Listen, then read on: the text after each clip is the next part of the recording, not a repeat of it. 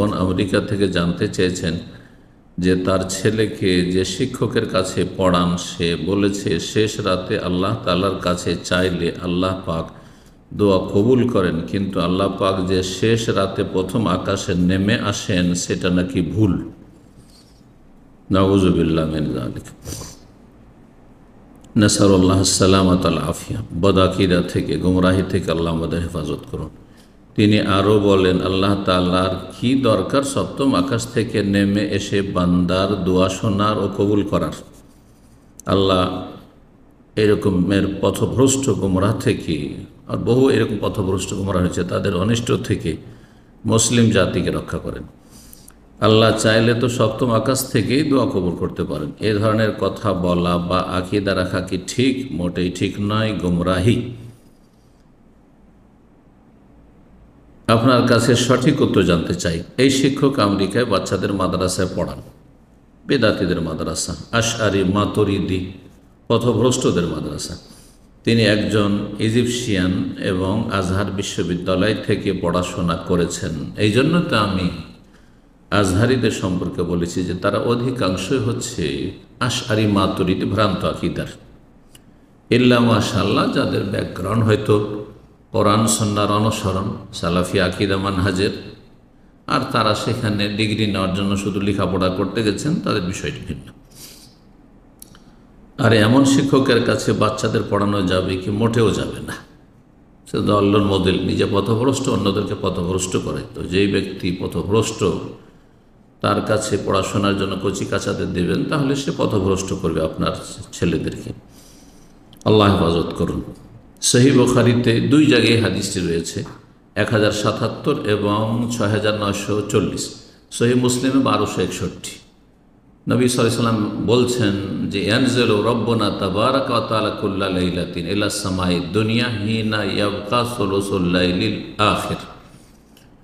আমাদের রব তাবারাকা ওয়া তাআলা নেমে আসেন, ইয়ানজিলু নেমে আসেন। আল্লাহর নেমে আসা নজুল যেমন আল্লাহর জন্য উপযোগী, কিন্তু আল্লাহ নেমে আসেন এ কথা রাসূলুল্লাহ সাল্লাল্লাহু আলাইহি ওয়াসাল্লাম বলছেন।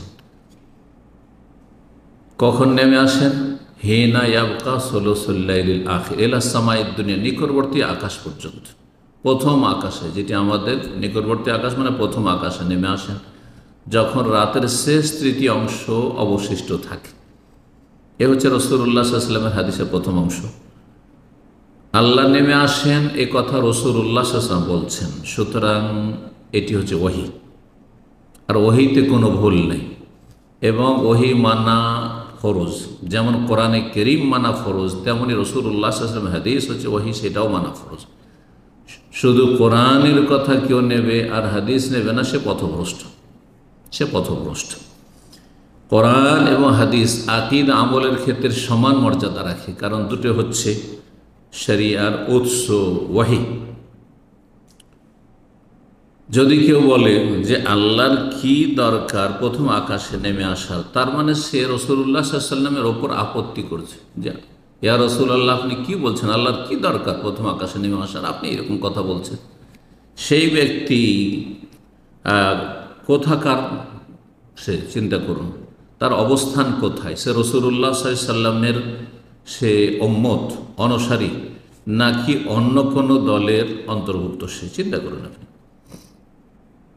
ফায়াকুলু, আল্লাহ বলেন, মাই ইয়াস্তাগফিরুনি ফাগফিরুল্লাহ, কে আমার কাছে ক্ষমা চাইবে তাকে ক্ষমা করব। মাই ইয়াসআলুনি ফাউতিয়াহু, কে আমার কাছে চাইবে তাকে আমি দেব। এইভাবে আল্লাহ রাব্বুল আলামিন বান্দাকে ডাকতে থাকেন। মাই ইয়াদুনি ফাস্তাজিব লাহ, তিনটি বাক্য রয়েছে। কে আমার কাছে দোয়া করবে তার ডাকে আমি সাড়া দেব, দোয়া শুনব। সুতরাং আমরা কোরআন এবং হাদিসে বিশ্বাসী এবং কোরআন এবং হাদিসের অনুসারী প্রতিটি মুসলিমের উপর ফরজ যে কোরআন এবং সহিহ হাদিসের অনুসরণ করবে এবং ওহীর বিধান মোতাবেক জীবনযাপন করবে, আকীদার ক্ষেত্রে, ইবাদত বন্দেগীর ক্ষেত্রে, আখলাক, চরিত্র, ব্যবসা বাণিজ্য, লেনদেনের ক্ষেত্রে।